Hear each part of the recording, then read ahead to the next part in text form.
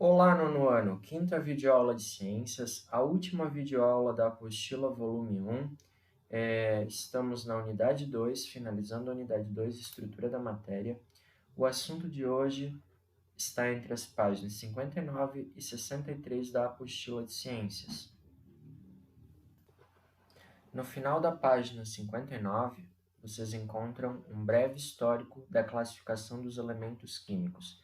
Então, a gente vai começar essa videoaula falando um pouquinho da história da tabela periódica. A tabela periódica hoje ela tem um formato, mas nem sempre foi assim. Então, o histórico começa com as tríades de Dobereiner, na qual o químico alemão Dobereiner ele tentou agrupar, fazer grupos de 3 elementos químicos, e por isso tríades. E qual foi a lógica desse agrupamento?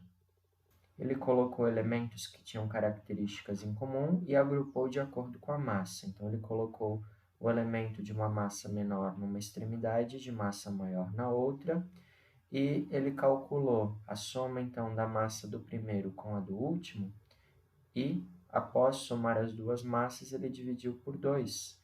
E essa divisão por 2 resultou no elemento exatamente do meio. Então, se a gente observar aqui 35,5, que é a massa do cloro, mais 126,9, que é a massa do iodo, nesse caso daria 161,4.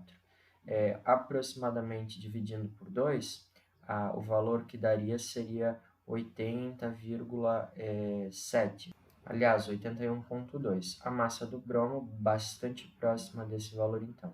Aqui nessa outra tríade, o cálcio com massa 40, mais o bário com massa 137,3, somando as duas, 177,4, dividindo por 2, 88,7, que é um valor bastante parecido, então, à massa do estrôncio.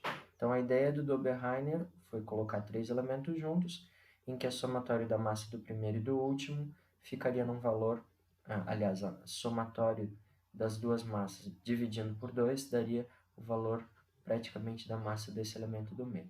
Tá? Então, foi uma tentativa. Outra tentativa foi do geólogo francês Champ-Courtois. Ele criou, então, um modelo chamado de parafuso telúrico. Então, ele organizou os elementos em ordem crescente de massa atômica, aqui 7, 9, 11, 12, 14, 16, e ele organizou isso numa espiral, né? Por isso que ficou conhecido como parafuso. Depois, a lei das oitavas de Newlands, né? O inglês Newlands, ele também organizou os elementos em ordem crescente de massa atômica, e por ficar muito parecido com a escala de notas musicais, ficou conhecido como lei das oitavas. E daí a gente chega então na tabela de Mendeleev, tá? Que vocês encontram aqui entre as páginas 60 e 61, e também lá na página 63. O russo Dmitry Ivanovich Mendeleev é, digamos assim, o pai da tabela periódica atual. Foi a partir da ideia dele, da tentativa de organização dele dos elementos numa tabela, que permitiu que a gente tivesse a tabela periódica do jeito que ela é hoje. Porém, a tabela periódica do Mendeleev, ela era em função crescente, em função periódica da massa atômica. Então, ele partiu do mesmo princípio dos antecessores dele, do Champ-Courtois, do Newlands e também do Dobereiner. Ele partiu do princípio que os elementos estavam em ordem crescente de massa atômica e criou a tabela. Porém, com os trabalhos do o inglês Henry Moseley, ele ordenou os elementos por ordem crescente de número atômico.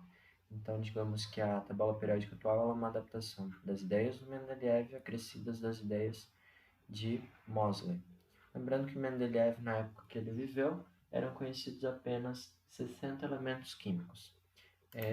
A tabela periódica atual ela é organizada, então, em ordem crescente de número atômico, Z, e também ocorre a formação de períodos na horizontal e famílias ou grupos na vertical. E na parte inferior da tabela a gente encontra os elementos representativos e elementos de transição. Professor, eu entendi que os elementos estão em ordem crescente de número atômico, porque eu já vi isso na tabela. Mas o que é esse tal de período, o que é essa tal de família? Então, se a gente observar na lateral da tabela periódica, a gente vai encontrar alguns números. tem o número 1, 2, 3, 4, 5, 6 e 7. Então, cada número desse equivale a uma linha. Então, a linha número 1 é o período número 1. A linha número 2 é o período número 2. A linha número 3 é o período número 3. Então, existem 7 períodos na tabela periódica. E por que existem 7 períodos? Porque os elementos químicos eles podem ter até 7 camadas eletrônicas, K, L, M, N, O, P, Q. Então, quem está no período de número 1 tem só uma camada, só a camada K. Quem está no período 2 tem duas camadas, K e L. Quem está no período 7 tem 7 camadas. Então, os períodos são as linhas horizontais da tabela periódica e ela indica quantas camadas o elemento químico possui. Já o grupo ou família é aquele número que você encontra na parte superior da tabela periódica, que vai do 1 até o 18. E também, embaixo, vocês podem encontrar um outro número escrito seguido da letra A ou da letra B. Por exemplo, aqui na família 1 e na família 2, a gente tem o número 1A e 2A. Já nesse pessoal aqui do meio, dessa região central da tabela periódica, a gente tem o número 3, 4, 5, 6, 7, 8, 9, 10, 11 e 12. E embaixo deles, a gente tem números seguidos da letra B. Então, esses que estão aqui no centro da tabela estão com a família seguida da letra B. E aqui no final, nessas últimas 6 famílias, a gente continua tendo números de família seguidos da letra A. O que acontece? As duas primeiras colunas da tabela periódica e as 6 últimas têm a letra A. A gente chama esses elementos de elementos representativos. Então, os elementos que estão nessas famílias da letra A, eles são os representativos. Eles seguem aquelas regras de distribuição que foram explicadas, de que o máximo da última camada é 8, que se chegar entre 8 e 18, coloca-se 8 e o restante na camada seguinte. Se estiver entre 18 e 32, coloca-se 18 e o restante na camada seguinte. Então, esse pessoal das famílias A, das famílias representativas, eles seguem as regras de distribuição. Já esses elementos da parte central da tabela periódica, a gente chama de elementos de transição. Eles estão entre os elementos representativos, eles ficam no meio, né? Tem elementos representativos de um lado e do outro. Eles estão no meio, por isso de transição. Então, esse pessoal da família B, esses elementos, eles não seguem necessariamente as regras de distribuição que a gente estudou. Então, esses números aqui indicam as famílias e os números na lateral, como a gente viu, indicam os períodos. E na parte inferior da tabela periódica, nós temos praticamente duas linhas soltas. Essas duas linhas são os elementos de transição. Na primeira linha, a gente tem também aqui, a gente tem escrito aqui, eles são chamados de lantanoides, tá? A série dos lantanoides. O que significa? Toda essa primeira linha solta aqui embaixo da tabela periódica significa que ela está exatamente nesse quadradinho aqui. Então, todos aqueles elementos da primeira linha, eles estão no período 6 e na família 3. Todos estão aqui. A ideia é que todos eles ficassem aqui. Só que a tabela periódica ela ia ficar muito larga, porque toda essa família 4 em diante ela teria que ser empurrada em direção ao lado direito. Então, o que aconteceu? Para a tabela periódica ficar mais bonita, ficar visivelmente mais agradável, foi retirado esses elementos que deveriam estar aqui e colocados aqui embaixo. Já a última linha aqui embaixo, solta, que vai do 89 até o 103, a gente chama de série dos actinoides, porque começa com actínio. Então, todos aqueles elementos correspondem a esse quadradinho aqui. Significa, então, que todos os elementos lá embaixo estão no período 7 e na família 3.